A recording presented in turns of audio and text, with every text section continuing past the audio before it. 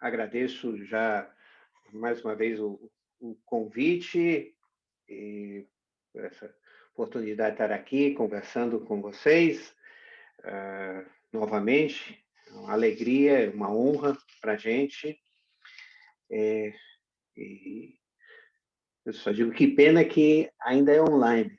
Quem sabe uma futura oportunidade que estivermos juntos possa ser de forma presencial, né? Porque online sempre creio algo da impessoalidade. E nós vamos trabalhar um pouquinho sobre esse tema de quais são esses efeitos aí nas pessoas, no emocional das pessoas, depois de todo esse tempo de pandemia. No dia 31 de dezembro de 2019, a Organização Mundial da Saúde foi notificada de que numa província na China haviam alguns casos de pneumonia preocupantes. Uma semana depois, essa notificação se concretiza com a descoberta de um novo vírus, o vírus SARS, o SARS-CoV-2, que nós conhecemos mais por Covid. Em 30 de janeiro, ou seja, um mês depois, a Organização Mundial da Saúde dá um alerta de emergência internacional, né, com essa expansão do vírus.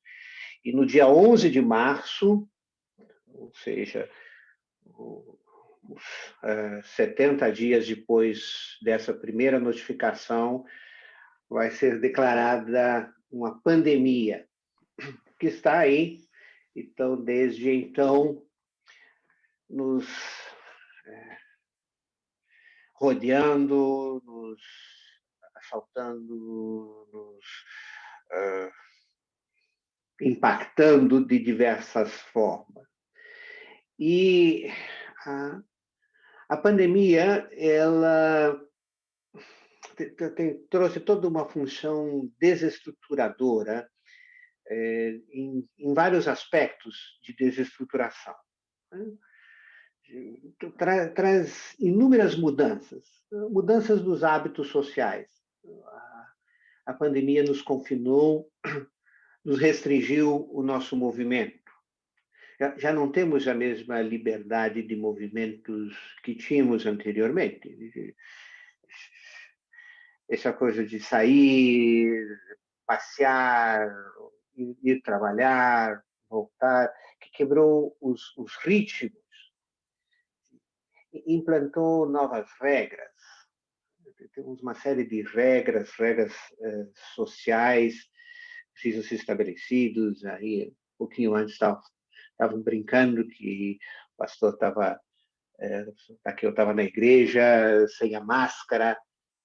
É uma regra, tem que usar máscara. Onde se vai, tem que usar máscara. Novas rotinas. Temos uma rotina agora distinta.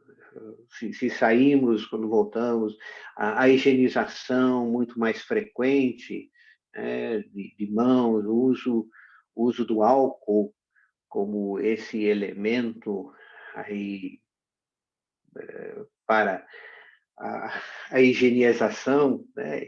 Toda hora passando álcool gel. Eu já disse que quando terminar a pandemia, eu provavelmente vou escrever as minhas mãos num grupo de alcoólicos anônimos, né, de tanto álcool que ela já está consumindo nesse ano e meio. E temos mudanças, temos mudanças de estratégias de trabalho. O trabalho de muitos passou a ser um trabalho via tecnologia online. E tudo isso nos desestrutura, nos traz uma série de incertezas, incertezas em relação ao futuro. Como vai continuar tudo isso? No começo, alguns acreditavam que em poucos meses isso vai passar, né? Ah, houveram declarações absurdas aí de políticos que conseguiram errar todas as vezes, né? O primeiro dizendo que ia passar em 2 semanas, depois em 2 meses, e não sei o quê. Enfim. E isso nos traz incertezas. Quando vai passar? Quando vamos estar livres disso para voltar àquele padrão que estamos acostumados já por muitos anos, né? Tudo isso nos gera um sentimento de insegurança. Muitas pessoas o tempo todo tensas na possibilidade de perder o emprego, algumas efetivamente perderam o emprego e não conseguiram recuperar seus empregos, outros mudaram de empregos, um sentimento de insegurança, com todas as consequências econômicas que são advindas disso, né? Ah, por um lado, ah, aqueles que perderam empregos ficaram muito sujeitos a todas as limitações e a dificuldade, então, de restabelecer o seu trabalho nesse tempo, as inseguranças econômicas das empresas, que também, de alguma forma, reduzindo seus quadros, com restrições de produção, de venda e etc. Tudo isso teve uma série de consequências e sentimentos de insegurança geral para a nação. E dentro do contexto interno das famílias, isso também gerou uma série de mudanças. Famílias com filhos pequenos precisaram agora estar com os filhos 24 horas em casa, não havia mais escola para os filhos serem enviados, um apoio mais direto de lidar com essa tecnologia e as crianças precisando interagir com a tecnologia. Houve também, como eu disse antes, as mudanças de rotinas de trabalho. Então, muitos pais também ficando 24 horas em casa, os cônjuges estando 24 horas em casa, e, e aí se cria uma série de expectativas com essas mudanças, né? A ideia de que, não, agora estamos em casa, então podemos fazer muito mais coisas em casa, o que não necessariamente é verdadeiro, né? Porque se está em casa, você está simultaneamente trabalhando, e essa diferença deve ser. Outro dia eu ouvi de um paciente que diz que ele se dava, estava no trabalho e ele dava uma pausa para um cafezinho, era um momento de relaxamento, porque no cafezinho ele ia encontrar algum colega e por 5, 10 minutos conversar alguma coisa e sobre o jogo do Corinthians que perdeu mais uma, alguma coisa assim. E agora se dá uma pausa do trabalho e ele vai até a cozinha da casa para tomar uma água ou um café, e às vezes encontra o cônjuge que já pergunta se pode fazer alguma outra tarefa naquele intervalo, porque tem sempre alguma coisa a mais para fazer, ajudar numa tarefa doméstica, e daí não para nunca, não distrai nunca do trabalho, porque se para de um trabalho começa outro, e isso é uma mudança forte também naquilo que temos na estrutura familiar, além de um elemento grande que é esse estado contínuo de alerta, né?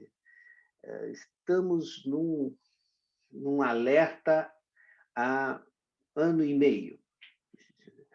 Tem que cuidar a qualquer momento, não podemos...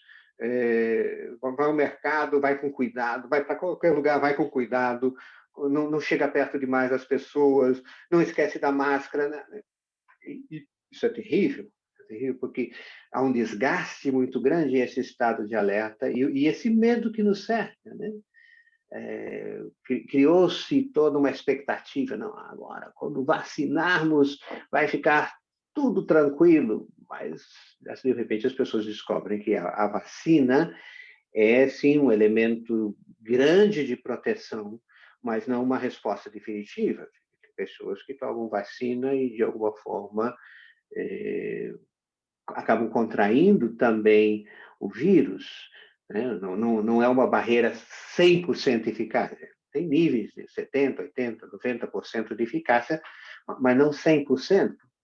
E aí a gente se assusta, né? Ouve, puxa, o sujeito tinha vacina e ficou doente, ou pior, né? Tomou vacina e foi a óbito com a Covid. Como é possível? Isso aumenta o nosso estado de alerta e aumenta o medo.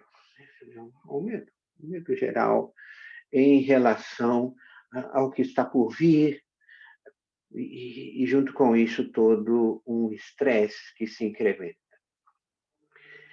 Thomas Holmes, um psiquiatra norte-americano, já há mais algum tempo, ele fez um estudo sobre como as mudanças, como a quebra da rotina, como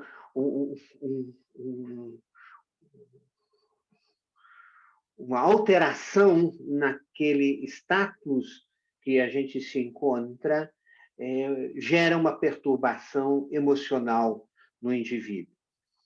E o Holmes foi muito interessante porque ele chegou a criar até uma tabela atribuindo um pouco coisa de americano que quer tabelar tudo, né? Mas ele colocou que um ponto médio de grande mudança na vida de uma pessoa seria o casamento. Ele atribuiu 50 pontos para o casamento. E algumas coisas de desestabilização ele atribuiu a pontuação maior, como a perda de um familiar, de um cônjuge, um processo de divórcio, assim, um número maior, e outros números menores, mudança de casa, mudança de emprego, e até mudanças positivas, não só mudanças negativas. O Holmes diz que até quando você tem uma promoção no trabalho,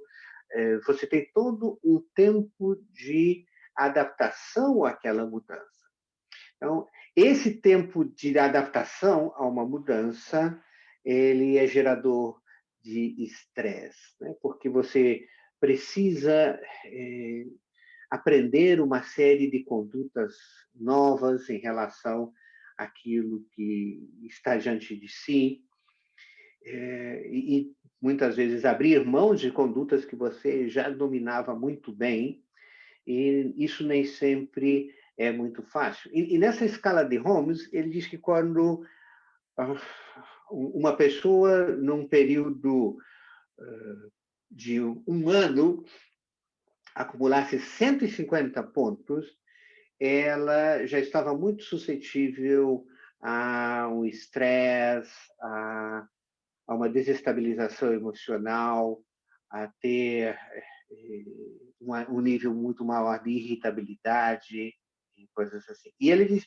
se ela ultrapassa em um ano 300 pontos, então aí ela pode entrar em depressões profundas, somatizações e até infartos. O Holmes traz no seu estudo.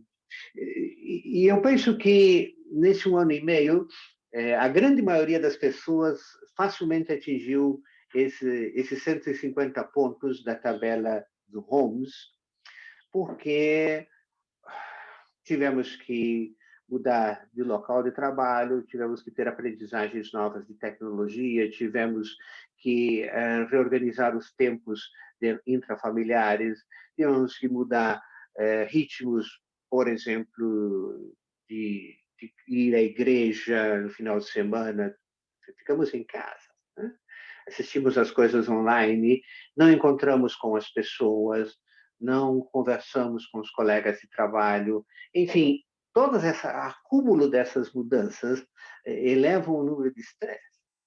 E efetivamente, quem teve mudanças mais impactantes, como uma perda de um emprego, uma redução do ingresso econômico e limitações nesse sentido, aumentou ainda mais esse nível do estresse.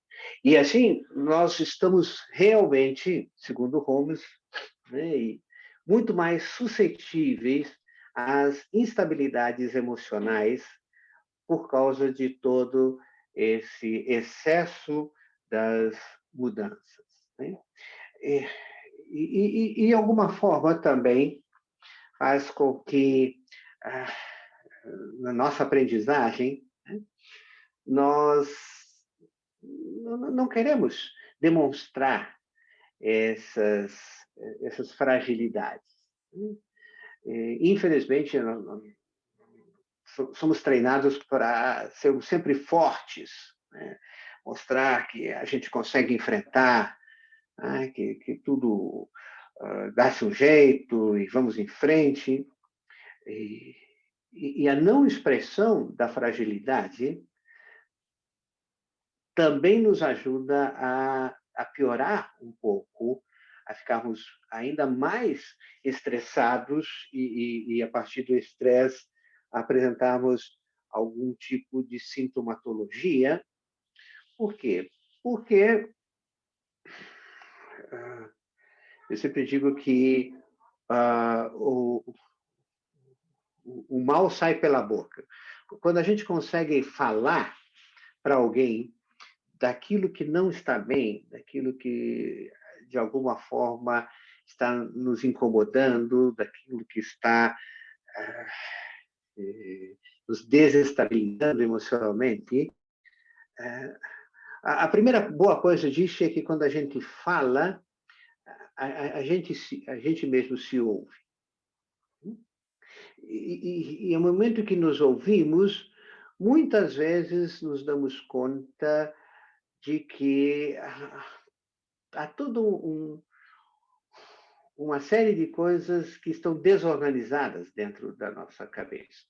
Quando só fica dentro da cabeça, as ideias se sobrepõem e elas não têm uma sequência lógica coerente. Quando nós falamos, nós vamos dando uma sequência a ela.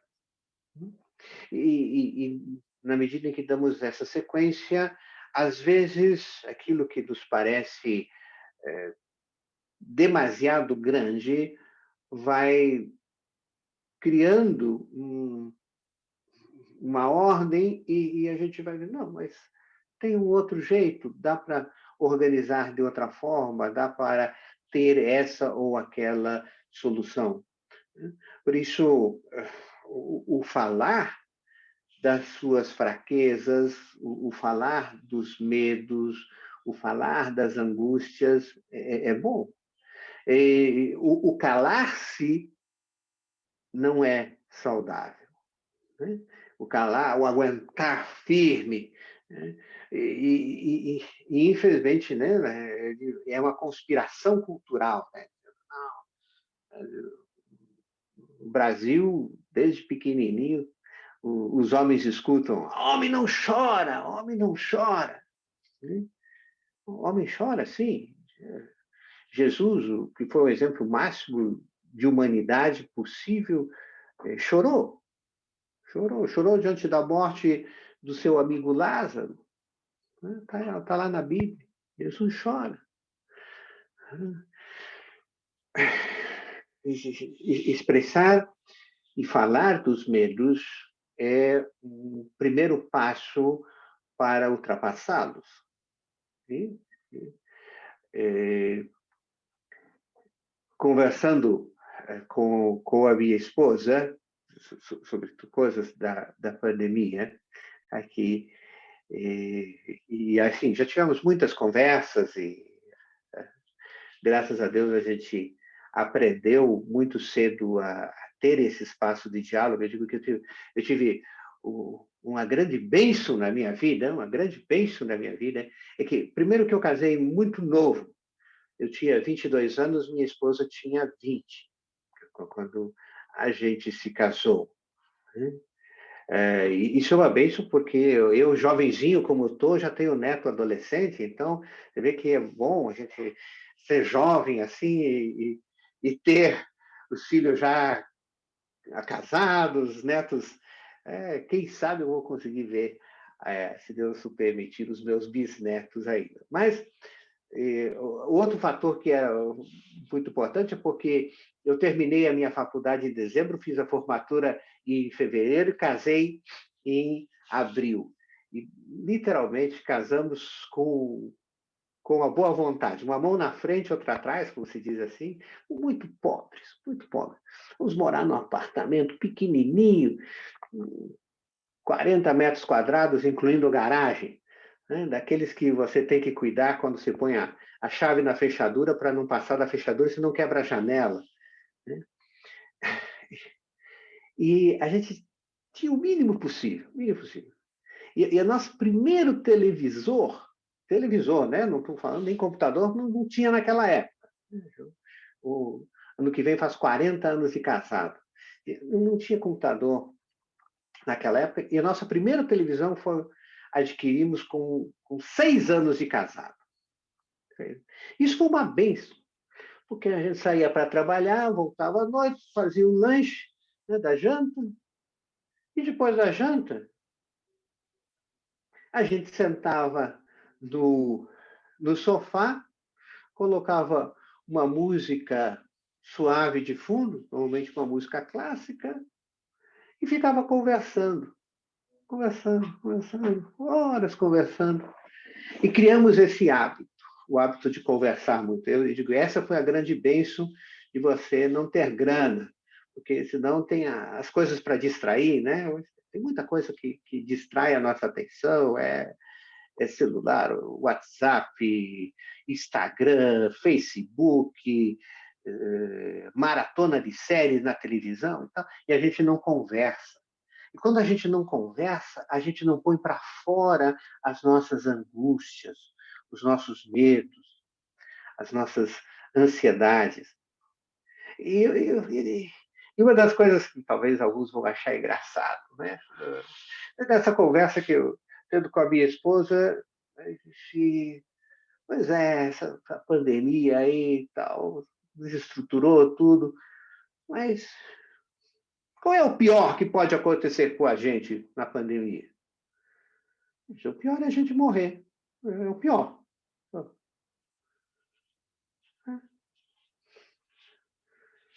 Aí eu sempre disse para ela,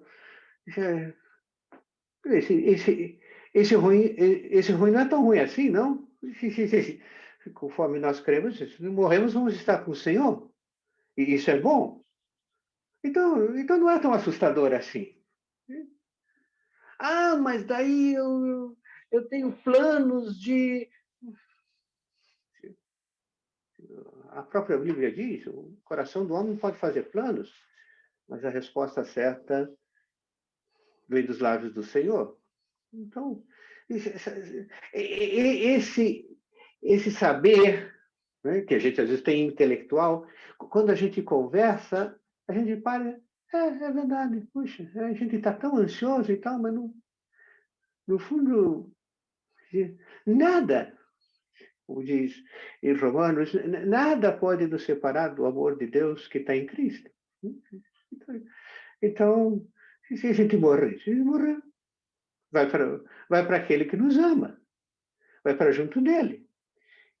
Então, nesse sentido, né, aprender a ter força nas nossas fraquezas. Não temos soluções. E eu creio, assim, fantástico o que a ciência já alcançou em termos de soluções nesse período curto, em outras pandemias, né? Pensar na peste negra, na Idade Média, foram décadas de gente morrendo. Morreu um terço da população mundial, né, viva daquela época, existente naquela época. Imaginou? Hoje a gente tem tanto recurso, né? Mas, claro, a ciência está aí, já conseguiu avanços enormes, mas ciência tem as suas limitações, né? E ainda, creio eu, que vai ter muita coisa para se descobrir aí a respeito desse vírus, das variantes, das formas de contaminação e de agentes eficazes de combate ao mesmo. Enquanto isso, a gente vai seguindo todas as normas eh, regulares de cuidados, higiene, isolamentos e etc. Vamos saber que somos frágeis. Diante da pandemia, nos mostra a nossa fragilidade. E essa fragilidade que pode nos dar força. Quando sou fraco é que eu sou forte. De que forma? Na forma de saber de que ainda que as coisas estejam completamente fora do meu controle, como diz o profeta Abacuque, ainda que a figueira não floresça, ainda que não haja fruto na vide, que o produto da oliveira minta, que as ovelhas sejam arrebatadas do aprisco e que não haja mais mantimento, todavia, me alegro do Senhor, porque é nele que vem a nossa força, não nas nossas capacidades. E essa é a coisa que a pandemia nos traz, essa oportunidade de confiarmos mais naquele que realmente é a nossa força. E nesse sentido, precisamos aprender bastante do Shabbat, desse descanso confiado, de saber que a minha atividade não para quando eu descanso, mas ela ganha um significado, o que é diferente.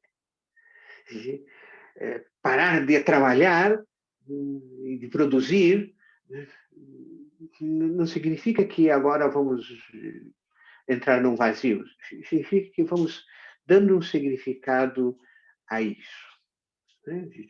De aprender a relaxar e a descansar efetivamente de todo o fruto do nosso trabalho, sabendo de que há algo, alguém que está além disso e que nos propõe esse descanso confiado, né? Essa ideia do Shabbat, é descansar confiadamente naquele que é o Senhor de todas as coisas. Isso nos deve trazer um elemento central, que é a esperança. A esperança. Não somos como os que não têm esperança, diz o apóstolo Paulo. Não somos como aqueles que não têm esperança. É a esperança de que, com todas as dificuldades e as limitações e etc., esse novo não está fora do controle de Deus. Pode estar fora do nosso controle, pode ter elevado muito o estresse intrafamiliar, pode ter gerado medo, uma insegurança, mas ainda assim não está fora do controle de Deus. E nesse sentido, nessa esperança, vivermos aquilo que a vida nos traz. A vida, todos os dias, nos traz alguma novidade. Eu sempre digo, a vida vem. Sempre vem a nós. Não podemos detê-la nem antecipá-la. Precisamos vivenciar aquilo que a vida nos traz cada dia. Isso me trouxe hoje. Não, tá bem. O que eu faço com isso que a vida me traz? A cada dia. Como disse Jesus, basta cada dia o seu próprio mal. E nesse sentido, ter a esperança de que podemos descansar. Podemos descansar. E isso nos alivia a ansiedade. Eu não preciso dar conta. Eu não preciso resolver tudo. E preciso admitir que tem coisas que eu não dou conta, que eu não sei. Simples assim. E isso também, a esperança lida com o nosso ânimo, o nosso estado de humor. Tem esperança. Há algo que eu não sei, mas que está vindo. Está vindo. E esse algo que eu não sei que está vindo é melhor e maior do que aquilo que eu vejo na minha limitada percepção hoje. E essa é a nossa experiência. Ainda que não seja concorde com aquilo que eu planejo, pode ser que aquilo que vem está completamente oposto ao que eu planejo. Eu tenho um primo da minha esposa que foi muitos anos missionário na África, em Angola, Moçambique, e nos últimos anos ele passou como coordenador de projetos de missionários pela parte sul da África. Ele morou alguns anos na África do Sul, e ele nos estimulou, bem, vocês têm que conhecer a África do Sul. Agora ele voltou, está morando, ele aposentou-se, está morando no Brasil. Ele sempre dizia, meu, vocês precisam conhecer a beleza da África do Sul. E pelo incentivo dele, minha esposa e eu nos programamos, fizemos umas economias, planejamos, contratamos toda uma viagem para a África do Sul, contratamos um safari, que era maravilhoso, lindo e etc. E essa viagem era para ter acontecido em maio do ano passado. E aí imagina o que aconteceu com a viagem, né? Adiamos, cancelamos. Obviamente, não tem condições de se viajar. Mesmo porque até a companhia aérea que fazia o trajeto para a África do Sul suspendeu os voos. A gente frustra dos planos. Puxa, estou tão empolgado em fazer um safari, uma coisa tão diferente e tal. Frustrado. Tem algo mais que eu não sei. Os meus planos se frustram, mas eu tenho que ter a esperança de que há algo que vem e que é melhor. Ah,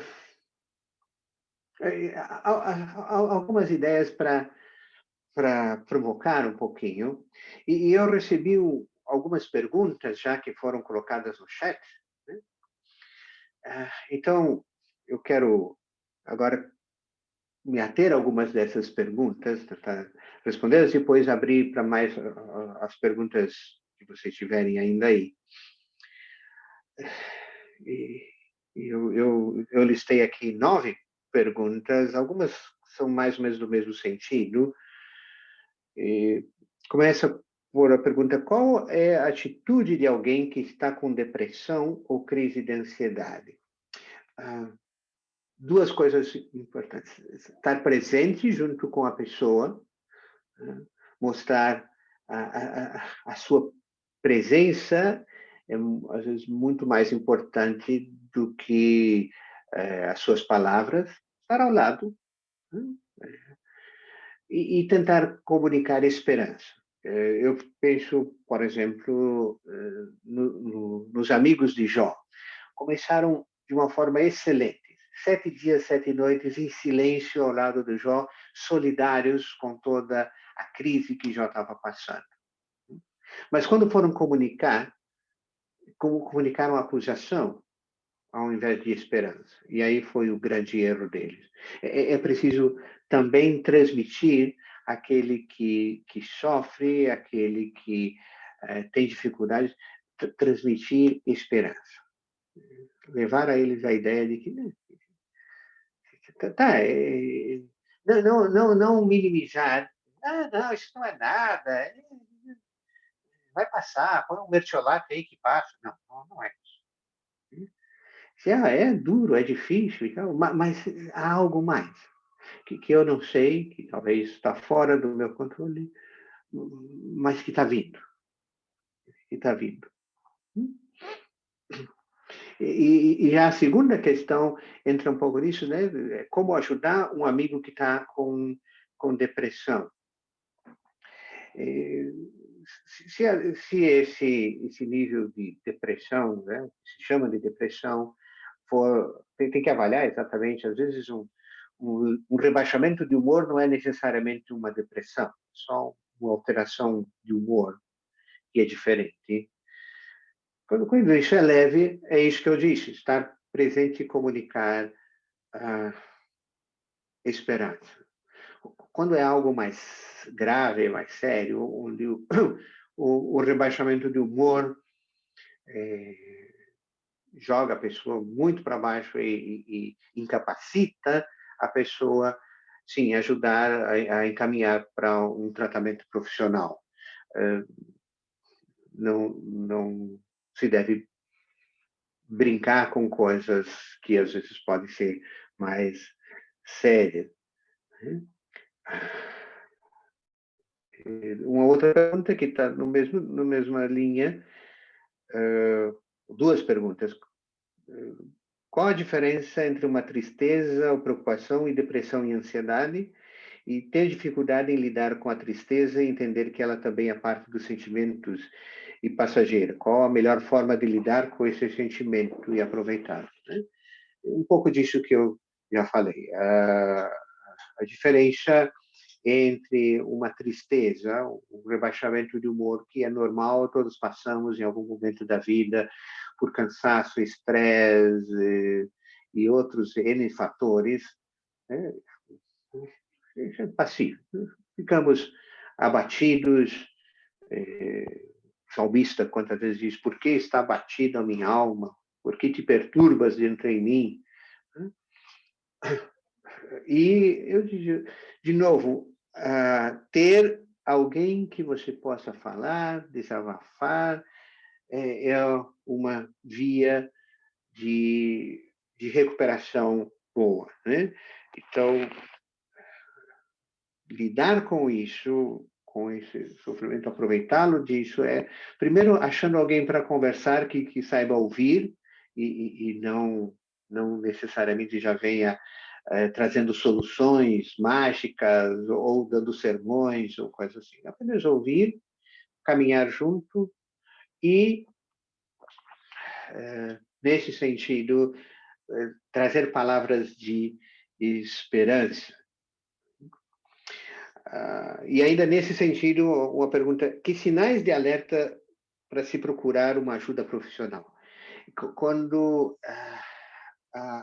o estado de ânimo é tão forte que debilita a pessoa, por exemplo, no, no, nas suas dimensões físicas, a pessoa começa a não se alimentar, a pessoa não levanta da cama, a pessoa não tem mais nenhum tipo de capacidade de se concentrar no trabalho, nem nada. Esses sinais todos são preocupantes e deve sim procurar uma ajuda profissional, né? Aí as pessoas dizem, mas quem é espiritual precisa de ajuda? Tem duas perguntas nesse sentido, né? Como lidar com o mito de que tem depressão não é espiritual e do que não tem fé? Leia o livro de Jó. Leia o livro de Jó. Começa dizendo que não havia homem tão íntegro quanto Jó. Que é um homem mais espiritual e íntegro. E, efetivamente, teve um baque na vida que fez ele ficar 7 dias e 7 noites sentado em cima do lixo, sem falar uma palavra. Um estado de desânimo total para uma pessoa espiritual. Espiritual. E, então, pessoas, sim, espirituais, passam por momentos de desânimos e, às vezes, desânimos muito, muito fortes, né? Ah, e esse mito, né? Eu digo, Deus, Deus cura todas as coisas? Vocês acreditam nisso? Eu creio que sim, né? Deus tem poder para curar? Alguém duvida que Deus tem poder para curar? Então você não precisa mais ir no dentista também, não? É só orar que Deus cura. Mas a gente vai no dentista. Por quê? Porque Deus usa pessoas como instrumentos de cura. Deus usa os médicos, Deus usa os dentistas, Deus usa os profissionais de saúde mental, os psicólogos, os psiquiatras, também no processo de cura. Isso não é falta de fé. Né? É ter tanta fé quanto a fé que se deposita num dentista. Você podia orar e dizer, Deus, tira a minha cárie, está doendo. Da mesma forma que você vai ao dentista, você diz, eu vou ao psicólogo. O psicólogo vai meter a sua broca nas suas feridas emocionais, nas suas cáries emocionais, e vai doer, e depois vai sarar. E vai parar a dor. Como se para a dor de dente quando se vai ao dentista. Então, sim, eu sempre faço essa comparação. Né? Nós não temos que ter o medo só porque a doença ou a dor é na parte da alma, a gente não precisa acreditar que, olha, hora que tudo passa. A mesma coisa, quando a dor é física, a gente também busca uma ajuda de um instrumento de Deus, e esse é uma crença que eu sei que Deus é o Deus de toda a verdade. Toda a verdade, seja ela teológica ou científica, vem de Deus. Deus é o autor da verdade e o diabo é o pai da mentira. Então, Deus usa a verdade científica para, sim, curar, para sanar. E aí eu poderia discorrer, não é o nosso tempo aqui, das inúmeras descobertas científicas que os cientistas atribuem simplesmente ao acaso. Ao acaso. Nunca esperava descobrir, de repente aconteceu alguma coisa e o acaso leva a uma melhora significativa. Uma das maiores dessas é a história da descoberta da penicilina, que foi o vento, à noite, uma tormenta que descobriu a penicilina. Deus está interessado no nosso bem-estar e quer usar a ciência para isso também. Né? E tem uma pergunta bem importante: que livros aqui você indica para aprofundar esses assuntos? Tem vários livros interessantes. Um mais recente que eu gosto bastante da editora Ultimato, chama-se Pastorais da Pandemia, uma série de meditações que falam sobre cansaço, saúde emocional, etc., do reverendo Elben Lane César, da Ultimato. Fizeram uma coletânea de textos dele. O reverendo Elben já é falecido agora há uns 2 anos, mas fizeram uma coletânea e lançaram esses livros, esses pastorais da pandemia. Tem um outro livro interessante, recém-lançado pelo reverendo Ricardo Barbosa, é Quando a Alegria Não Vem Pela Manhã. O pastor Ricardo Barbosa escreveu esse livro agora. Ele também, no ano passado, perdeu um filho com câncer, uma experiência muito forte. Ricardo é um grande amigo, e ele escreveu esse livro baseado na experiência dele, Quando a Alegria Não Vem Pela Manhã. Um outro livro também da editora Ultimato, Para Melhor Enfrentar o Sofrimento, e ainda um meditativo, Súplicas do Necessitado, também é um livro bem interessante, de uma perspectiva bastante sobre essa coisa de desânimo e tal. Também tem o livro que nós lançamos pela editora Sinodal, chama-se Quando a Dor se Torna Insuportável. Eu sou coordenador, tenho vários autores, Quando a Dor se Torna Insuportável. E se você quiser, também tem uma Bíblia chamada a Bíblia Conselheira, que ela tem vários, não é específico nisso, vários textos de orientação, comentários, etc.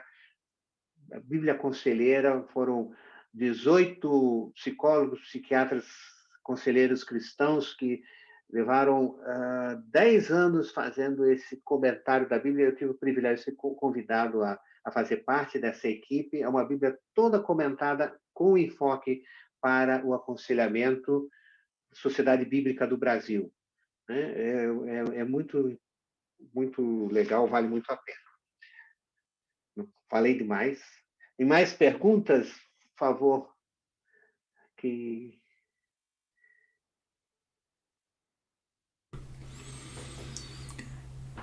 Catito, muito obrigado aí, é muito oportuna a tua palavra aí para todos. Nós estamos esperando ver se alguém mais gostaria de compartilhar, enviar alguma pergunta aqui no chat também.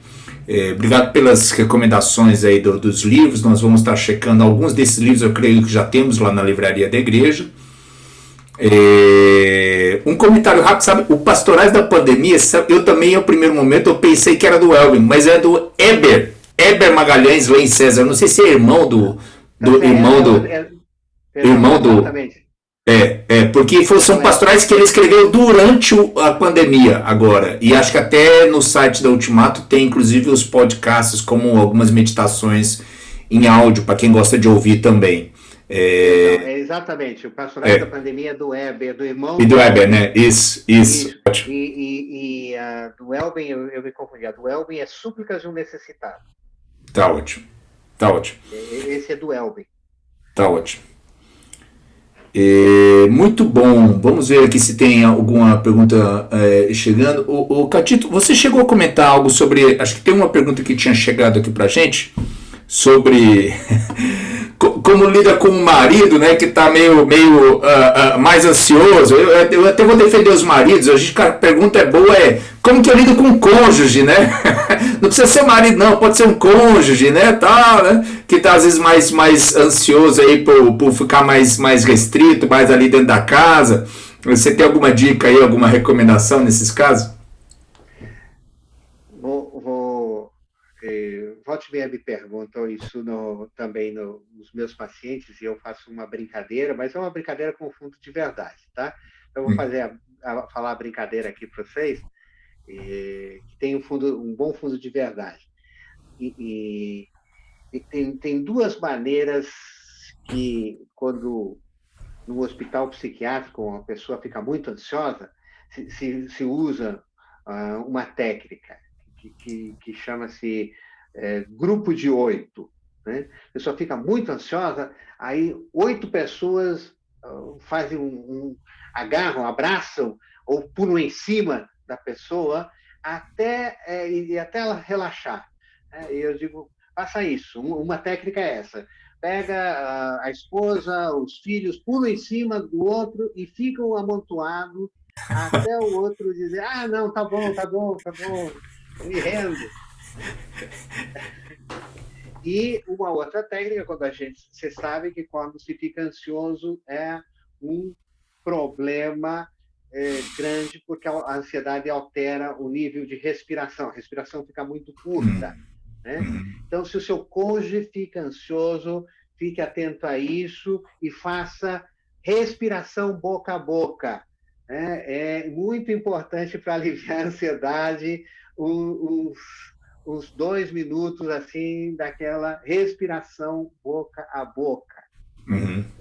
Boa. Tá boa. Esse é bom que para cônjuge está mais fácil, né? Para outras situações fica um pouco mais difícil, né? Não, eu estou falando pro cônjuge. Aqui é pro cônjuge, pro marido.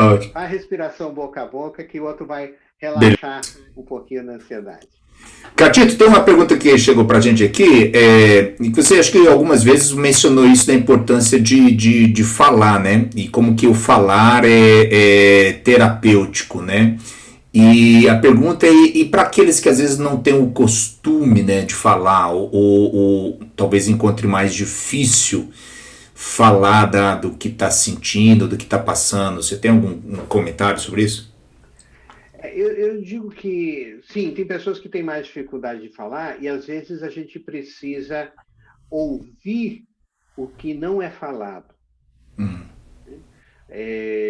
Eu usei aquele exemplo dos amigos de Jó, né, que ficaram em silêncio 7 dias e 7 noites, aí ao lado de Jó, ouvindo o Jó. De alguma maneira, tentando sintonizar com a sua angústia, com os seus medos, com as suas ansiedades, e a partir dessa sintonia, aí começaram a falar. Ou seja, também o silêncio, né, estar em silêncio ao lado do outro e de alguma maneira tentar sintonizar com a alma do outro é uma forma de ouvir também. E aí poder falar e levar uma palavra a partir da escuta do silêncio. Boa, muito bom.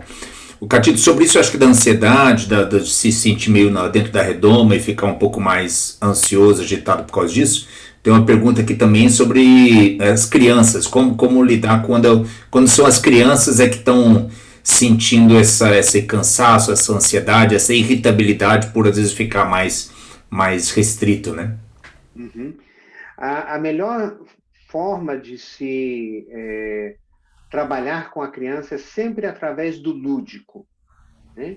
Então, sentar no chão, fazer um jogo com as crianças, e etc., enquanto se brinca, enquanto se joga, trazer assuntos e elas vão falando.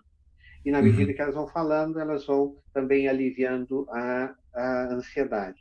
Então, isso, inclusive, todas as técnicas psicológicas que trabalham crianças usam-se basicamente o jogo.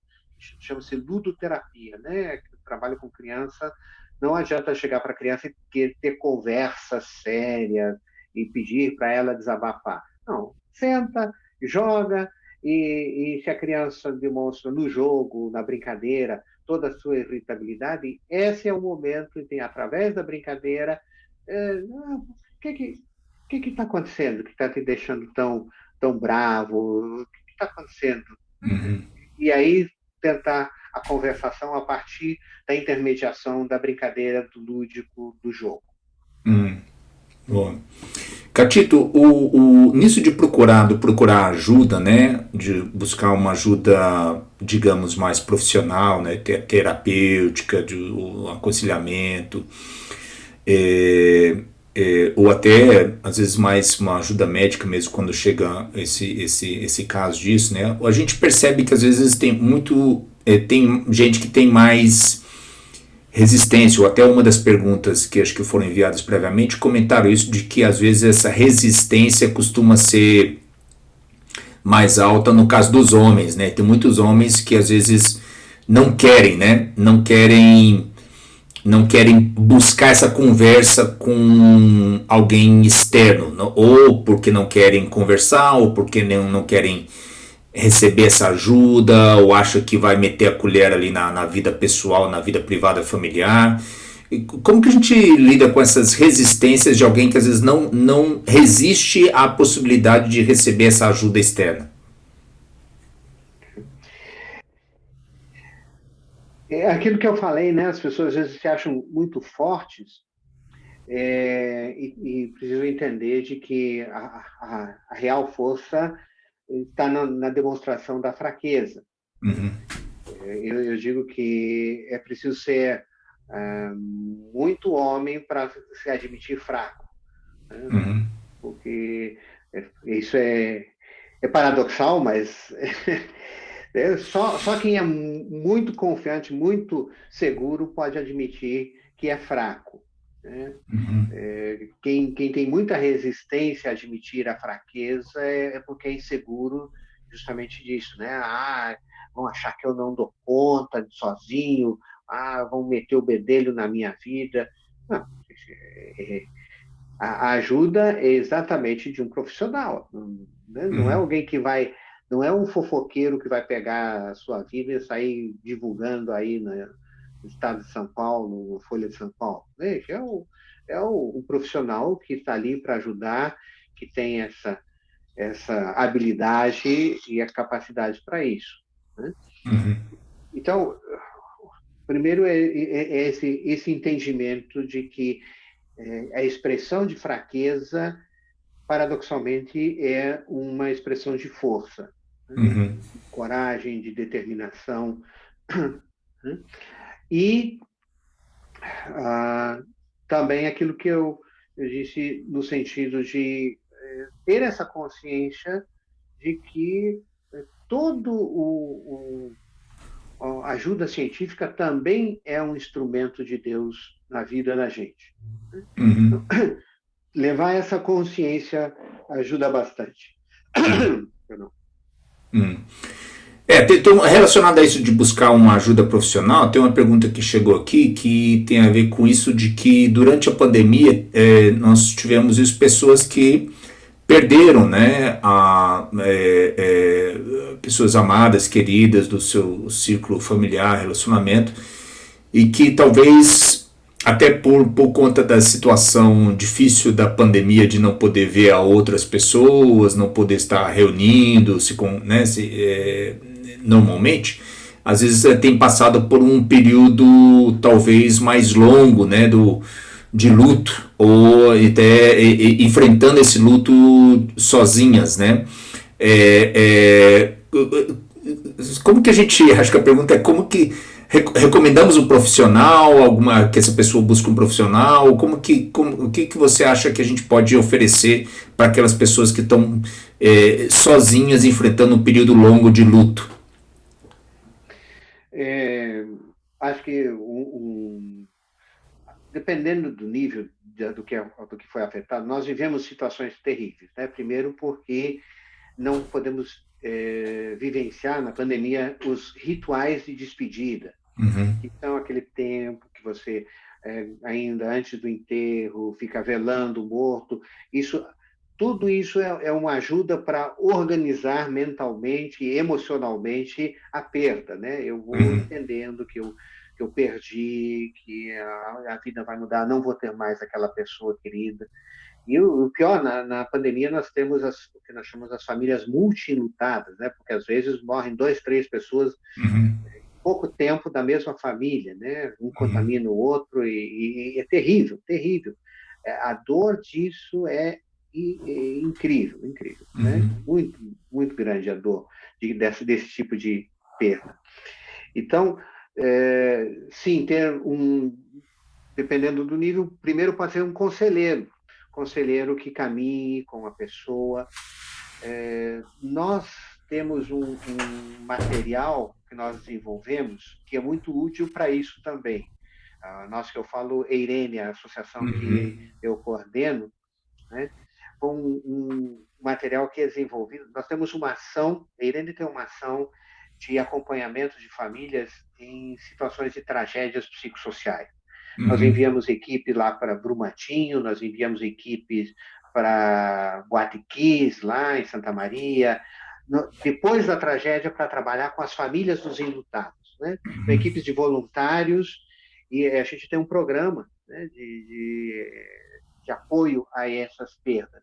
E aí tem um material que nós chamamos Manual de Recuperação Emocional, que é um material que foi desenvolvido já a partir de terremotos na região andina, ali, por nossa equipe internacional, que ajuda passo a passo a pessoa a isso. Se alguém quiser, eu posso enviar esse material. Esse é um trabalho que a gente presta aí gratuitamente, não tem custo, não tem ônus.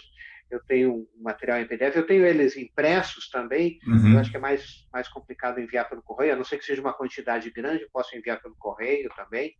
Ou, se não, alguma ou outra pessoa que queira, só me faça uma ponte, eu encaminho esse material. São pequenas reflexões, é uma sequência de pequenas reflexões que foram programadas para ir desde o reconhecimento da perda até a celebração da vitória, com a ideia de integrar a perda no todo da vida, da sequência da vida, né?